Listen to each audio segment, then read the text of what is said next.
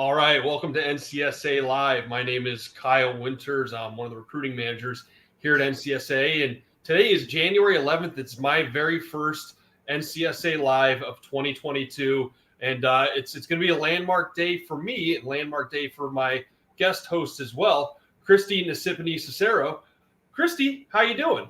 Kyle, I am doing great whenever I'm with you. How are you doing today, man? I'm doing fantastic as well. I'm not going to lie. I'm a little bit nervous today. This is the first time you and I have ever done this, just you and me. We've been on this together with other hosts, but it feels like a first date, except that I know that you would forever be way out of my league, and that would just never happen. But I'm going to be just as nervous, but we're gonna make this great because you have fantastic personality and great background. But we're gonna be talking about some different areas around sports today. We're going to be focusing on recruiting resolutions for student athletes. So if you guys have questions, make sure to throw them in the chat. We're coming to you Facebook, YouTube, Twitter. So throw them in any of you guys' chats you have out there. We're going to be talking through starting to call college coaches, updating your highlight and skills video, checking on your NCAA academic eligibility status, checking things off your winter recruiting checklist, and we'll kind of wrap it up with some Q&A from there. So first and foremost, it's one of the hardest things to do in the recruiting process. So I'm glad we're leading with it right away. Christy, you were a former college coach yourself. Talk to us a little bit about just the importance and how beneficial it is to start calling coaches in the first place as one of your resolutions for the new year. Yeah, honestly, it was probably one of my favorite things to come to the office and have either voicemails at, when I first stepped into the office, or, when I'm sitting there doing work, doing video, having a student athlete call. It seems as though kids are more engaged when you pick up the phone and actually talk. Obviously love emails, love the text, love doing things on social media. But when a kid, like I said, picks up that phone, dials my number and says, hey, Coach Christy, I want to talk to you about my recruiting and, a potential spot on your team, that goes far above and beyond for your recruiting process, because it makes it seem like you are incredibly engaged, not only with that school and that coach, but with your own recruiting process, and that you're full steam ahead to go commit somewhere. Absolutely. And our research shows that for college coaches, they're receiving just under 7 phone calls a week from student athletes. And often it's going to be less than that. So what better way to stand out from your competition when you're up against literally thousands, some cases hundreds of thousands of other student athletes who are vying for the same position, for the same roster spot as you? There's probably no better way to assert yourself and stand out from the rest of your competition, especially if you're in a range where you are similar to a lot of other student athletes, which is where most student athletes fall. They're all about the same grades. They're all about the same athletic ability. Your ability to pick up the phone, have a great conversation with a college coach is definitely going to set you apart from your competition. But as a 17-year-old or as a now mid-30s-year-old myself, I wouldn't be able to pick up the phone and have a conversation with a college coach. It was very daunting to me in high school, though I had a few of them. I was never comfortable doing that. So Christy, what are some things student athletes can do to help prepare themselves for those very unique new conversations? Yeah, and I'm really happy that you asked this question, because actually during my personal recruiting process, obviously way before I was a coach, way before I'm in my 30s, just like you, Winners, is, my teammates and I would actually do mock phone calls together. It was definitely incredibly weird at first. We would also actually get our parents involved, where they would literally just call us on our cell phones and pretend to be a college coach, or we would call our parents and we would just try to have a conversation. We would write notes down, about our conversations, just kind of listening in to help each other work. Like, hey, maybe you should say something this way, or hey, you should bring this up about yourself. So I definitely highly recommend, utilizing your parents, having a fake conversation with them, as pretending that they're a college coach, and bring some of your teammates along. Have these mock conversations, so then you're more and more confident to go into that phone call with the college coach. For sure. That's a great idea. I was relegated to doing some of that type of stuff with my parents because I didn't have any friends in high school. Unlike yourself, I didn't have any teammates that wanted to help me out with those types of things. My mom just kind of said, well, pick up the phone and call them and figure it out, Kyle. And that was my practice. So I got to just do live practice. But absolutely, yeah, find a way to practice, find a way to get used to it. The more you familiarize yourself with having those types of conversations, the better you're going to be at it. The easier it's going to come to you, the more natural it's going to be. A couple great things that you can do as a student athlete: research the school, research the program, go in with some preloaded questions, go in with some questions that you can ask about the coach, their philosophy, about the way they like to coach, the way they run practices, what the school's like, what people major in. There's really no limit to the amount of questions you can ask, and that's really going to show your engagement. Yeah, absolutely. It's great to talk about yourself and be ready to speak well of yourself when the college coach asks you questions, but also they're going to want to see your engagement as well. That's the best way to show that you're interested in a school or program or that coach, is to have questions you're going to ask them to try and learn a little bit more about them. It's really going to show your engagement. Of course, do it in a quiet environment. You don't want to be at a party or something stupid where there's a ton of background music or in a loud car trying to talk to a college coach. They're probably not going to go for that. But really kind of taking a step back from calling college coaches, like all of you out there, or most of you out there, a college coach, if they're getting a phone call from a phone number that they do not know, they don't recognize, most of the time, they're probably not going to pick up. They're not necessarily going to be spending all their day just answering the phone, hoping that someone that they want to talk to. Their time's valuable as well. So one of the ways as a student athlete, as a prospect, we can get on that coach's radar and hopefully drive them to want to talk to us when we call them, is by putting together, updating, creating a highlight or skills video. So Christy, again, you're a former college coach yourself. You've been through this as a recruit. I didn't know anything about skills videos or highlight videos. No video of me exists out there, so they probably don't even believe I played sports. But from a college coach perspective, what's that value? What's the value of having a highlight or skills video? I mean, at the end I'll keep it very short, sweet, and to the point. If you don't have a video, you're not going to get recruited. Let's just think of it as a showcase standpoint. There are hundreds of teams at a soccer tournament in just a singular weekend. There's thousands of kids playing and only one coach that has to go see these thousands of games. And if you think that, you're going to be the only one on that coach's list, you're probably doing it all wrong. Like, you need to make sure that you are standing out. You need to make sure that coach needs to go see your game.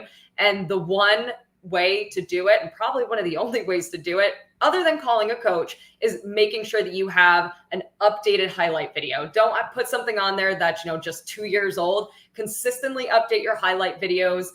Make sure that it's constantly on your profile, and sending that to college coaches so then they know who you are, what you do, the value that you're going to be bringing to their team potentially in the future. And then, that you're going to get on their schedule during a recruiting weekend.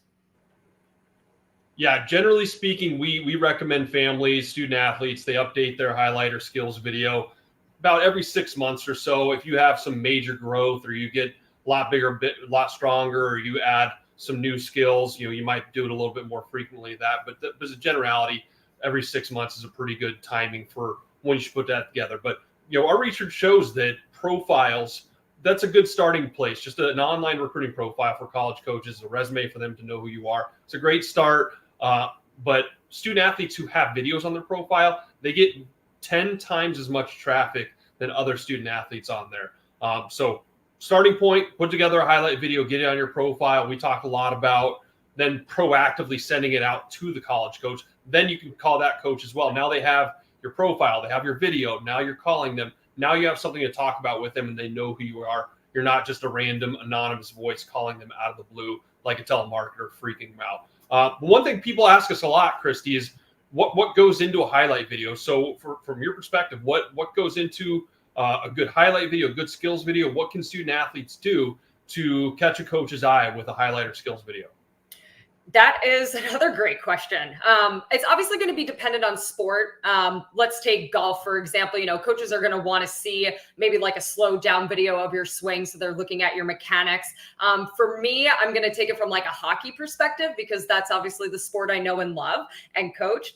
I want to see literally everything. I don't want to see a full game. I have asked for it in the past. I would follow up with the recruit, but when I'm watching a skills video, I want to see the good, the bad, and and the ugly. I want to see those mistakes. I want to see what happens, when a play breaks down, and I want to see your body language. I want to see you hustling back to the bench. I want to see every piece that I could possibly see in 3 minutes. So common misconception that coaches want to see just all good things.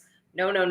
We want to see everything. We want to see your highlights. We want to see the skills that you bring to the table in all different facets of what happens in a game. But we do also want to see the bad. So, don't beef up your highlight video with all of your mistakes. But, if you're like a goalkeeper in soccer, put the goals on there that, you got scored on. Coaches do want to see that, but also put a lot of your saves on there. So yeah, just making sure that you're kind of giving all facets of the game is what you want to put on your highlight and skills video. Absolutely. You probably don't want to lead with the that are not going to stand out. You're getting scored on. On defense, getting backwards, falling down, someone walking around you for that wouldn't be good. For a one-on-one with the goalie for a breakaway. But yeah, put your best stuff up front. Try to catch that coach's eye. Try to get them bought in right away, and then variety from there. They don't want to see you dunking 100 times in a row. They don't want to see you shooting 100 3-pointers. They want to see your variety and what you can definitely do well. One piece that we talk about very often, and from the conversations with families who are very new, Christy mentioned some misconceptions. One of the biggest misconceptions out there is that college coaches start finding you by you registering with the NCAA Eligibility Center, or what was known as the National Clearinghouse. There's no longer a clearinghouse. Everything's done through the NCAA Eligibility Center. So that is not necessarily the way that student athletes start to get recognized, that coaches start recruiting them these days. But it is a step within the recruiting process that usually around junior year, you want to check on your NCAA academic eligibility status. So again, Christy, she was at a high-level academic school. She probably dealt with a lot of student athletes who maybe qualified to go to the school, had their academic eligibility. That's going to depend on school. But as far as the NCAA goes, there's a specific criteria for being just academically eligible in the first place. Christy, can you tell us a little bit more about that side of things? Yeah, sorry. Yeah, so some of the things that you want to keep track of for the NCAA Eligibility Center are your core course requirement, your core course GPA, and the NCAA sliding scale. Now, this probably sounds like a ton of mumbo jumbo right now. Make sure you are going to the NCAA academic eligibility website where you can find all of this information on the core course requirement, on the core course GPA, and the sliding scale. You just want to make sure that, you don't want to go into your senior year of high school potentially not having a certain number of English classes during your high school career, or math classes where, you're going to need to take, potentially extra classes, especially when you're a senior. You want to lighten up the load a little bit on yourself, right? So, just make sure you're constantly staying on top of it. Highly recommend you chatting with your school counselor at your school that you are with. They should and know all this information to kind of help guide you. Make sure that you're planning out your schedules accordingly. And again, make sure you are doing that with your guidance counselor to help guide you through the process of this. All right, Christy, you ready? No. Kyle Winter's second semester of senior year schedule for his days while baseball is my main sport. Here's Kyle Winter's schedule. Start the day, lifting class with Coach Maps, my baseball coach. Period 2, AP English. Hey, that's a legitimate class. Give me a break here, okay? It is. French 4, also legitimate class. Ooh, Physics was my third period, followed by bowling, back with Coach Maps, my baseball coach as well. I was off for 6th and 7th period. Not much of a legitimate schedule there. I was done at between 10:30 and 11:45. Monday through Friday, my last semester of my senior year. But that's because I took care of my core classes earlier. Exactly. When we're talking about core classes, we're talking about math, natural sciences, language arts, English class. We're talking about those main tenets that you're going to have in most schools. But again, check with your counselors. Like Christy said, she probably actually took real classes when she was going to high school, unlike me. Last thing we'll kind of talk through today. This is really an overview of some resolutions for the new year. If you guys are looking for a little bit more in-depth, a step-by-step, a little bit more detailed criteria of what you should be doing right now, you guys can check things off your winter recruiting checklist. And we have that broken down by grad year, whether you're a freshman, sophomore, junior, senior, what to be doing right now. Christy, I don't know if you got a chance to check that out a little bit. I mean, it's very granular. Phil Wells and I talked about it in much more detail toward the end of last year. But Christy, you can probably check off a couple things for us from the winter checklist. Yes.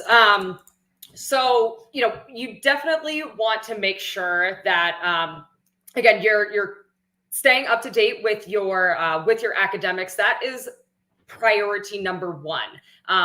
Just because you may meet the NCAA eligibility requirements doesn't mean that you're necessarily going to be getting into a school. So make sure that you are always up to date with your academics.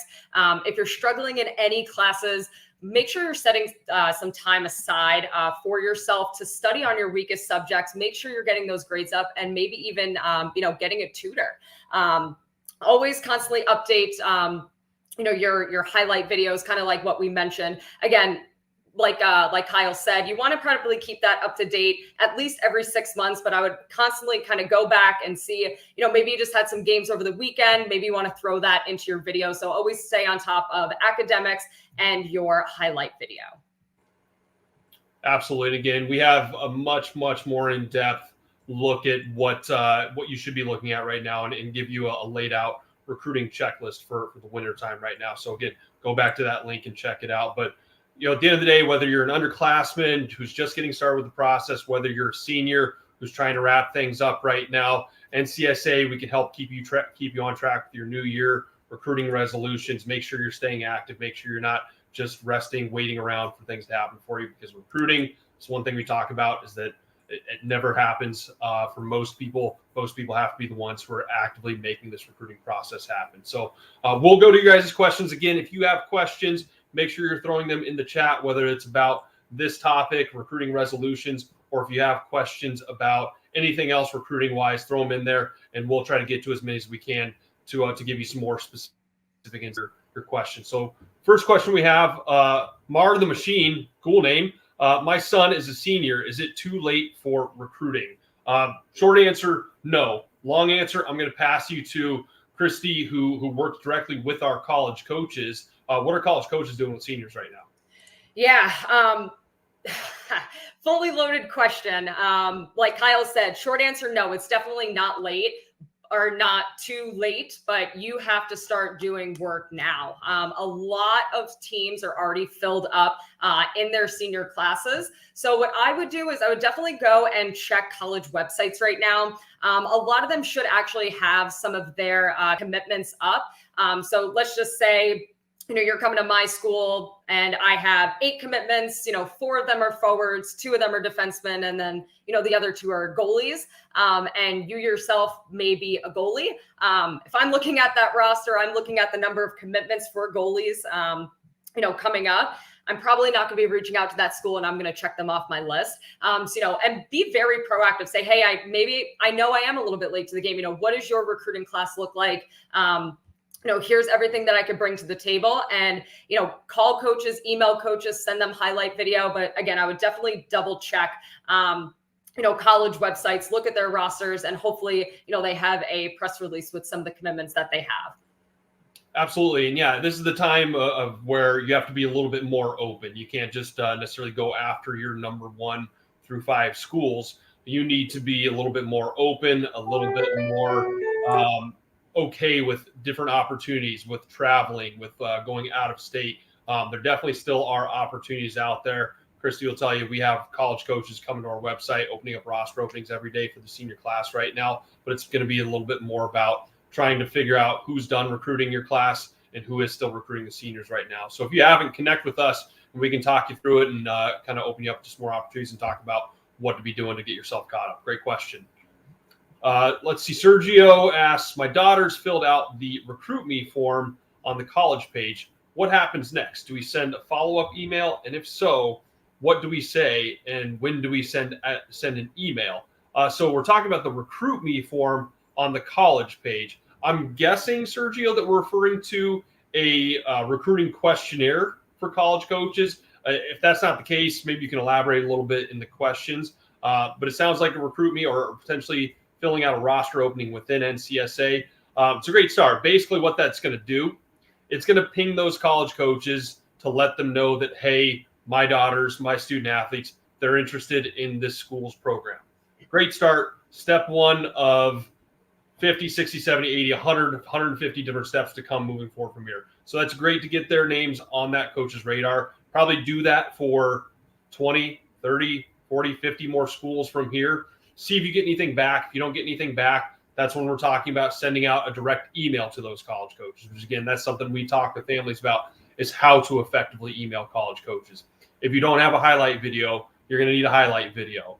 Just sending the profile on its own, probably not going to get you where you need to be. It's probably not going to drive coaches to come watch your student athletes. So having a highlight video for coaches to evaluate your girls. Driving them to come watch you play. We talk about this being mostly online. Coaches do still do their recruiting in person as well. So driving them to come watch in person and then building relationships and having conversations from there. So there's a lot to still come, but it's going to be about following up from there, engaging these coaches' interest to figure out where they're at in the process. So I hope that answered your question. Again, if there needs to be a little bit of clarification, let me know. But I think that's what we were talking about. A really good question, Sergio.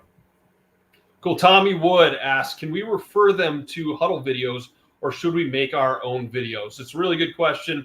Hudl we're very familiar with. We have some connections with Hudl and Hudl profiles on our profiles. But again, from the college coach perspective, you're working with them. What's going to be easier for them, Christy? Yeah, I would send them direct links to what you want them to see. So if you're kind of sending them to something broad and telling them to maybe click here, and then, hey, I'm this, hey, I'm it just gets a little bit clunky. So if you have just a full Hudl page and a singular link that it has everything that the coach needs, then that's perfectly fine. But just make it as easy as possible for college coaches, because at the end of the day, recruiting's 24/7. Their jobs never stop. They work 7 days a week, 365 out of the year. So they don't want to really waste their time. They want the process to be as smooth and as easy as possible. So it doesn't matter if it's with Hudl or if you create your own video or, have our fantastic video team kind of help put a highlight video together for you. Just make sure it's easy for them to access and you're giving them that direct link. So at the click of a button, or maybe two, because they have to press play, they can watch your highlight videos. Yeah, another great recommendation is you can take a Hudl link for an actual video and put it directly onto your NCSA profile. And that's going to be something you can send directly to them as well. It's great to send them that Hudl profile. You'll have your height, weight, your position, the video on there, some great things. Hopefully you have yourself spot shadowed. But for coaches, they're looking for that full package. With your NCSA profile, you're going to have all of that information. You're going to have any awards you received, any press clippings. They're going to have your grades. They're going to have your transcript. They're going to have your schedule. If you input that in there, they're going to have a lot more information than just your video. So yeah, sending the video is good, but sending your video on your profile, just that much better. When it comes to Hudl, Hudl's a great resource, but for most student athletes, I wouldn't just rely on coaches finding you on Hudl. There's over 1 million high school football players in the country. That's a lot if you guys weren't aware. I'm sure you are.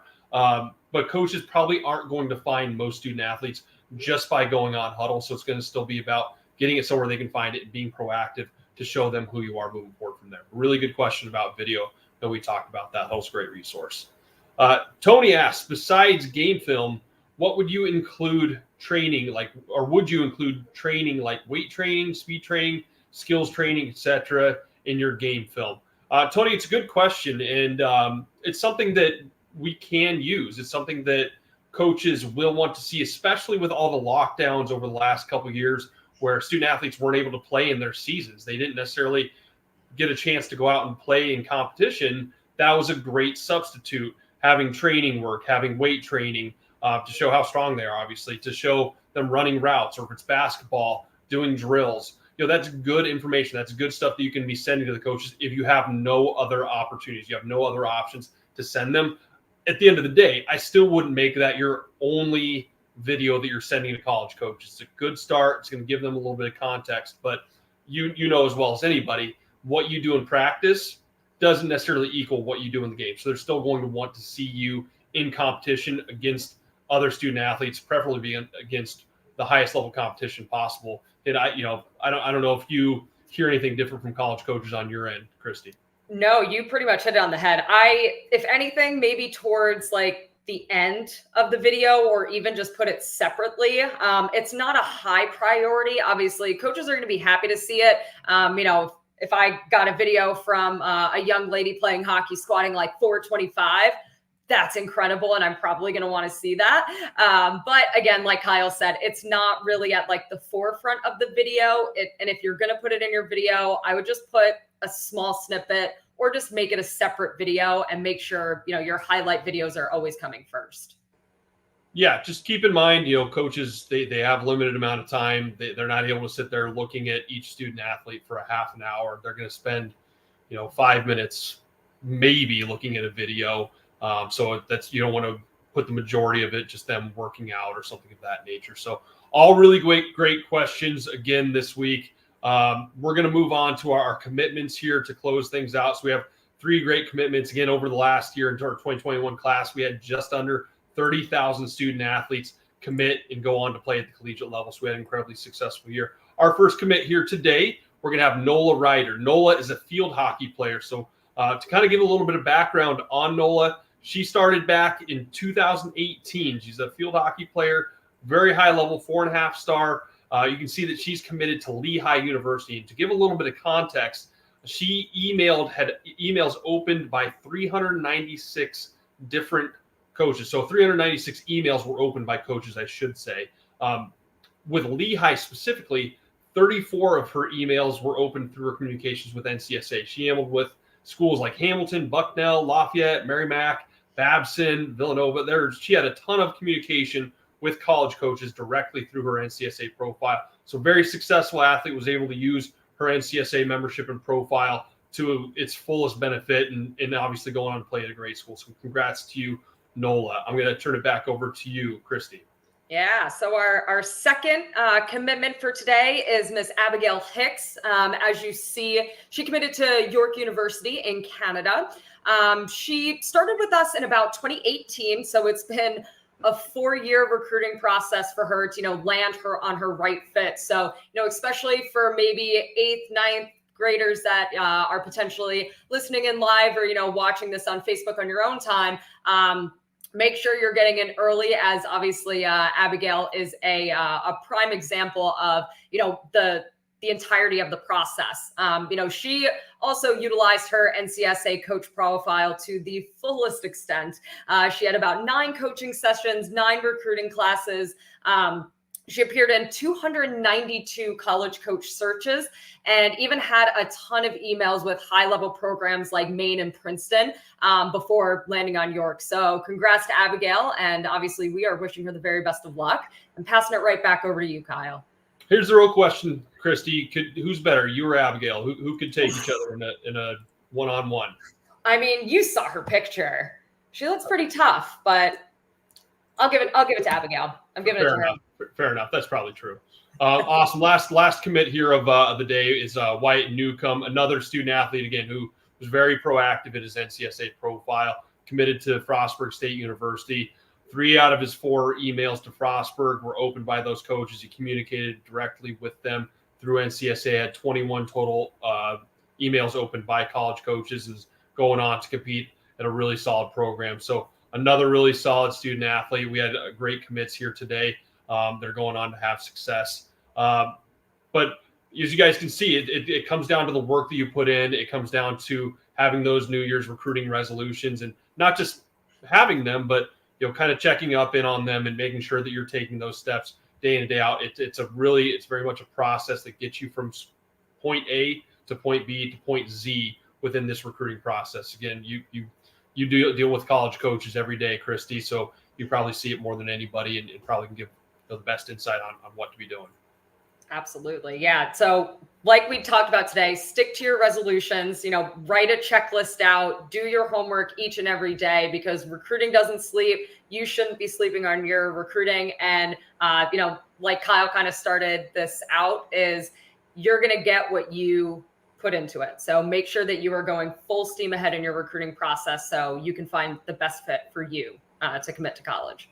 Couldn't have put it better myself. I never sleep, Christy. So great stuff. I really enjoyed having this first show with you this year. If you guys have more questions, we'll be back next Tuesday at 2 p.m. I'm not sure what we're talking about yet, but it'll be another great topic.